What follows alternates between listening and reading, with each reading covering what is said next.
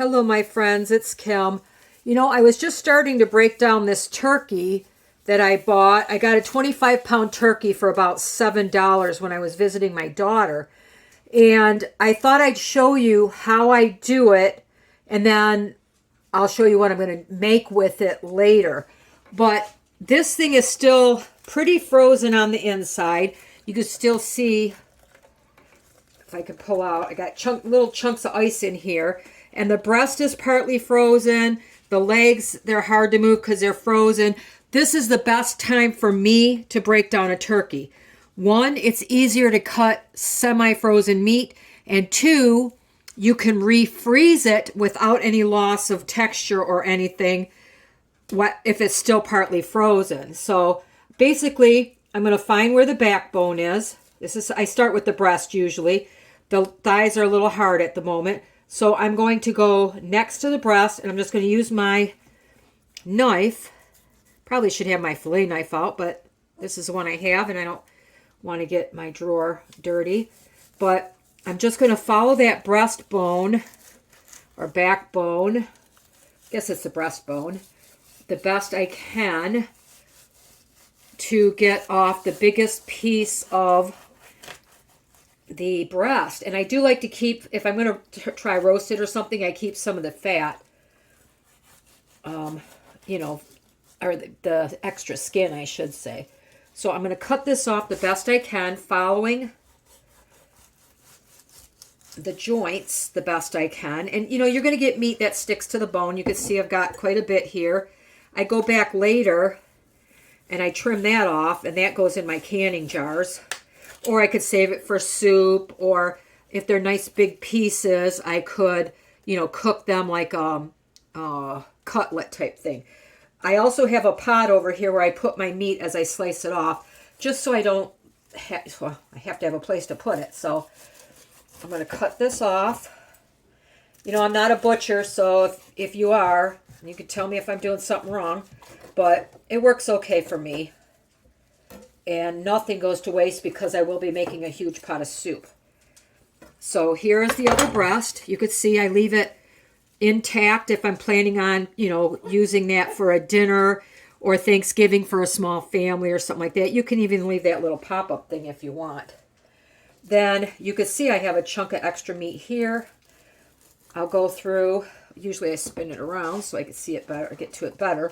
But I will go through later and cut these bits off, and those go in things like this. They go in my canning jars, and I can it. The leg and the thigh, a little trickier for me. I usually end up losing some of this meat back here, but again, I just can it up later, or I can use it in my soup stock. So I'm going to, what I need to try to find is the joint where this leg connects. It's easier for me to turn it over. That's why I take the breasts off first. It's just easier to work with for me. Not the strongest person on the planet. I do wear gloves because I don't like to get my hands all slimy. And if I need to, I can take one off to get something out of the drawer or whatever. And I will sanitize the cupboard and everything really, really well. I use a 10% bleach solution because that's what I have. And I will sanitize everything when I'm done. So what I'm looking for here is the joint. It's usually easier to get most of this cut off. So let me see what I can find here. I know it's here somewhere. Can't see it yet. So I have to get to that area. If you've ever broken down a chicken, it's like that, but quite a bit more difficult because of the size. All right, now I should be able to bend the leg enough to find where that joint is. Well, it's going to pull the whole part of the backbone off now, which is fine because that's going in the soup pot. And I have the joint here somewhere. I just have to find where the actual ball connects, and then it's easy to remove here. A good sturdy knife does help, because I could find that joint now and try to, oh, I don't want to break my knife. Try to pop it apart. Sometimes you got to twist it. Sometimes you got to bend it. You got to get that joint to pop. And it's hard on a big bird like this for me. There you go. Now I know exactly where it is. And I can just cut through it. And I get the actual spot. There you go. So leg and thigh, you can see pieces of thigh meat that will get cut off. And once again, I will can those pieces like that. Makes it easy for a meal. You can make turkey salad, or if you do it with chicken. Now the back, here's part of the backbone that has snapped. So I'm just going to cut that off. Makes it easier to fit in the soup pot anyway. Most of the time I go back. As I said, I'll use a smaller knife, but I will trim off. I don't like to put too much fat in the soup. Or skin is fat, basically. But if you do, you let it cool overnight and it'll all float to the top and you can just skim it off. Be very careful. You don't cut your fingers doing this. But see, this is all excess skin. And you could save this if you want to do your turkey breast and you want it covered in fat or skin. Just put that over your turkey breast because it keeps it nice and moist, and you can cook it that way. Cover the bottom and stuff. So anyway, there's not a ton of meat left on here, but like I said, I do cut off the larger pieces like this to go in my jars. Take the skin off. I grind some of it. And now I have a chunk of meat that can go in my jars. So you do what you like to do. Some of this will get ground up. I do make homemade food for my dogs because right now the canned stuff is way too much. So they get a lot of these bits like that, and I will grind them for them. Things like this can all be ground up for the dogs or cooked up for the dogs. So this, I'll wait until it thaws a little bit, and I'll take this plastic out before I put it in my stock pot to start making soup. Now the wing, I just start cutting along the best I can, finding where that joint is again. Wings, I usually trim off some of this excess skin, and I use these for my soup after I've trimmed off pieces like this, because I'm going to can up a whole bunch of soup for next winter, because we eat a lot of soup in the winter as far as turkey and chicken. Excess skin is going to come off right now. Again, you could save that to put over a turkey breast to keep it nice. Oh, darn it. I don't want to drip on the counter as much as I can, but sometimes it does. That's why you clean it. You could take off this shoulder piece on a turkey because it's so much bigger, and trim off a bunch of the meat if you want. I think my knife needs sharpening again. Skin is not easy to cut through if there's nothing behind it. Okay, and then this is almost like the size of a chicken thigh right here. There's a lot of meat here. So you could save that and use it just like you would the thigh meat and separate your turkey at the joint here on the wing. And the wings, I put them in raw and cold water, and I bring it up, and it just makes your broth so much more flavorful. So once again, I got to get it to break at this joint and find where it is. Can't quite find it yet. But anyway, you get the idea, right? I don't want to spend too much time on this. I'll break this open eventually and separate these two pieces and save this for either cutting it off and putting it in the jar, which I'm going to do quite a few, so I'll probably do that. And then this section here goes into my stock pot to make a very flavorful broth. Once again, all this meat's going to get trimmed off. I'm going to get my fillet knife, backbones, things like that go in the stock pot. So, all right, so what I have here is I have some clean, sanitized These happen to be wide mouth jars. You can use regular jars. I have 3 of them right now. I only have 3 of that size. So as I was saying, as I find big chunks of meat here, I do raw pack. Means basically you're putting the meat into your jars and you're going to, it's okay, come on in. You're going to pressure can them. Pints for 75 minutes and your quarts or more. Now you could save this like a tenderloin, but like I said, sorry, my dogs are very barky today. My nephew just got home. You could save that to make chicken or turkey tenders because that's some of the best meat. But I do want to preserve as much as I can with the shortages that are happening. I want a lot of shelf-stable food, so be surprised how much you have left on one of these once you get breaking them down really well. So I'm going to continue to strip this carcass and fill up my jars, and that's one way that I'm going to preserve them.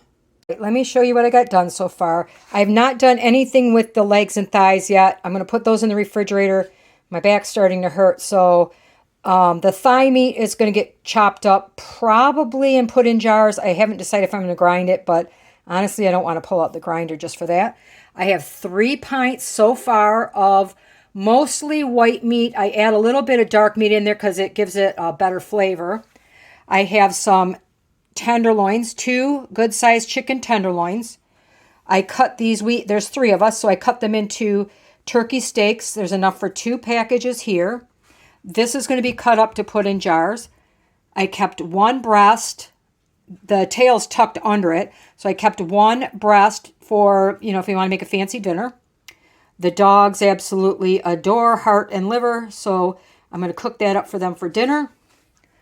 All of my bones are in my stock pot, and that's going to go on the stove shortly.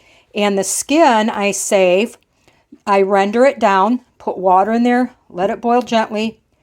You take out all the pieces of skin and stuff that's left over, and then you refrigerate it, and all the fat comes to the top. And you can use that for sauteing vegetables, onions, whatever. It's kind of like schmaltz, except I think that's chicken fat. But anyway, it's very delicious, and it's definitely worth saving, especially with the oils becoming a shortage around the world. So I'm going to continue to put some of this away. I have to pull out my food saver and get this and this on the stove, and I'll show you a little bit more what's going on.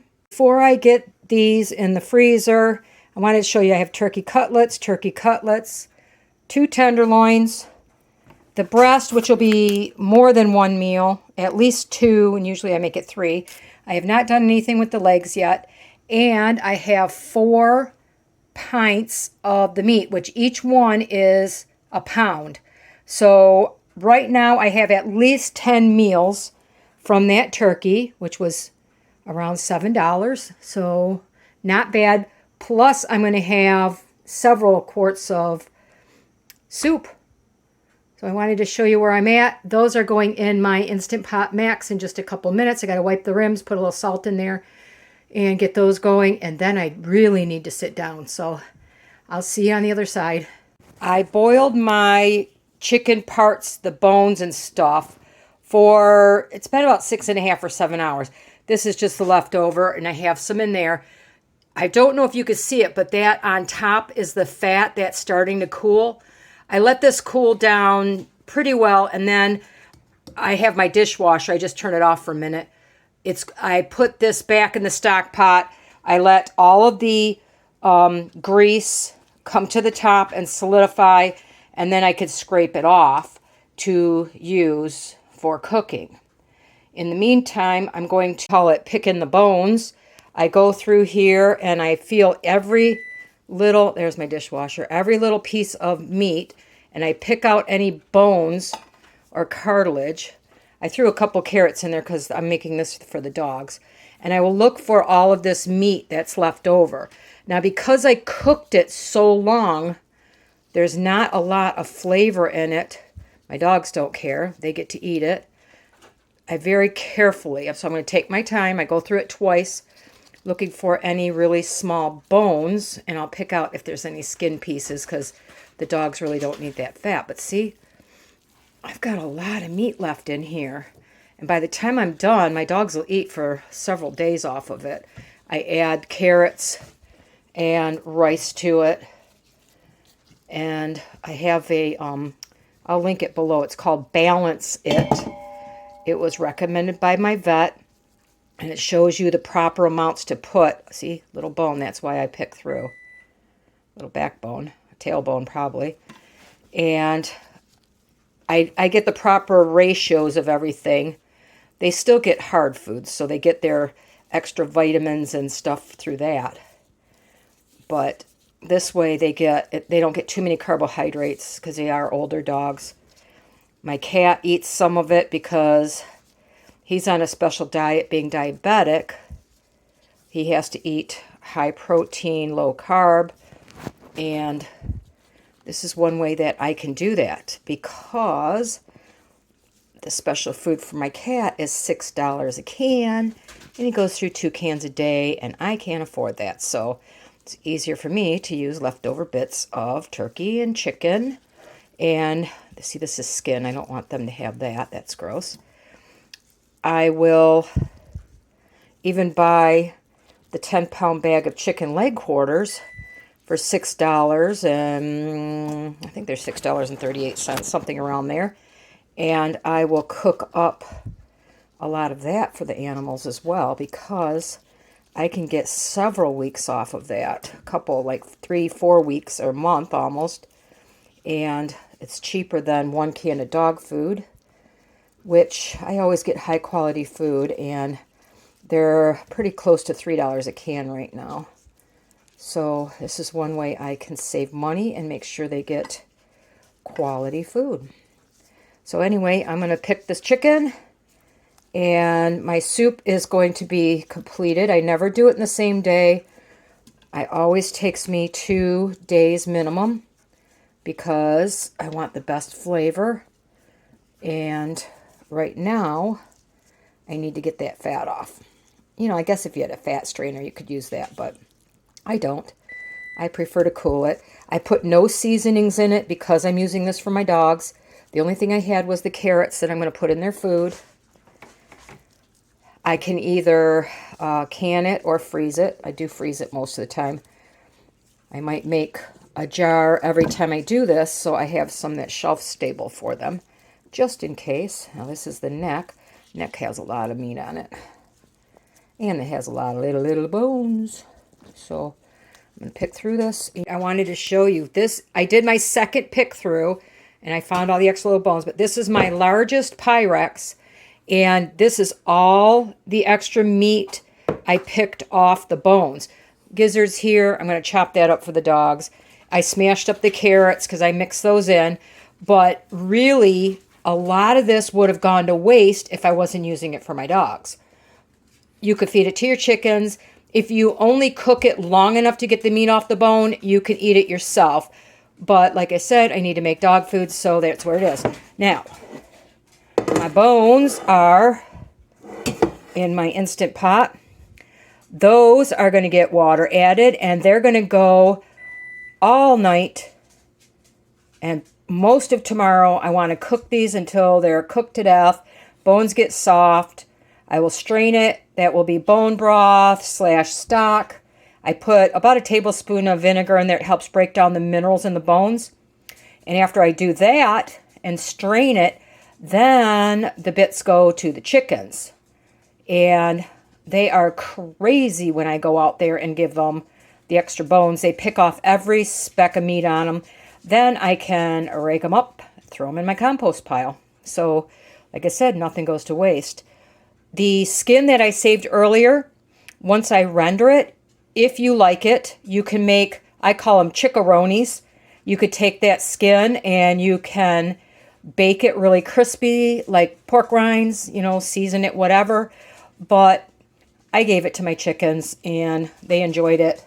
I didn't want to go through that, to be honest. I'm not big on pork rinds, but it is something you can do to use every tiny bit. So anyway, like I said, I will see you tomorrow when I have some time to do some more. I don't want to forget to mention that, remember those bags that you save carrot peels, pieces of celery, onions and onion skins. Those all go in your pot now.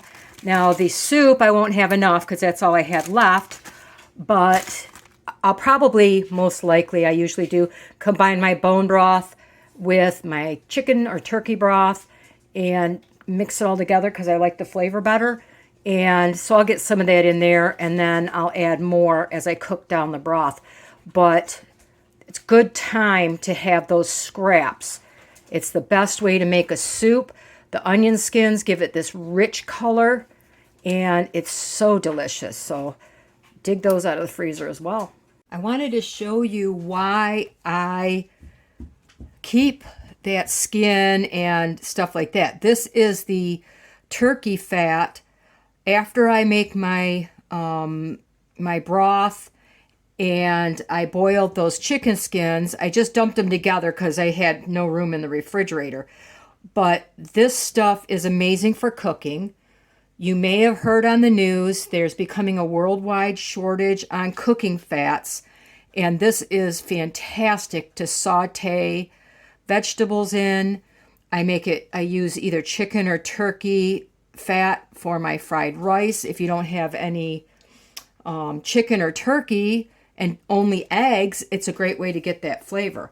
And I like to scoop it into a straight-sided jar, which I will then keep in the freezer because I don't know if there's going to be any broth in it, which if I had a good fat separator, I probably could do it a little better, but I'm not going to go through all that. And it's pretty easy to get out of the freezer in a straight-sided jar to measure out or to take a gob out. So you can see my broth is just under there. And sometimes you get some, it will sink to the bottom of your jar. But I do not can this because I don't know if there's any liquid left in it. And that could make it spoil. So, these small jars fit pretty good in the freezer anyway. So I just wanted to show you that part of it because I'm going to get a jar, or this is what, a pint and a half, or I don't know, 12-ounce jar, 3/4 of a pint.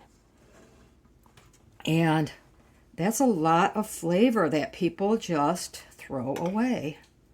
So I'm going to finish off this before I go on to canning up my soup. I have. Here's our finished product. We have the 4-ounce and the 12-ounce. Now this one, you probably see better on the top. You'll see I scraped it off the surface, so there is some chicken broth and stuff in it in this one.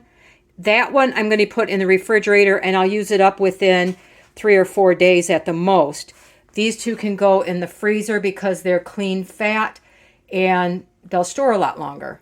It just makes it easier. I could use this one in the freezer, but then you have to thaw it because you'll actually have like big chunks of ice in it.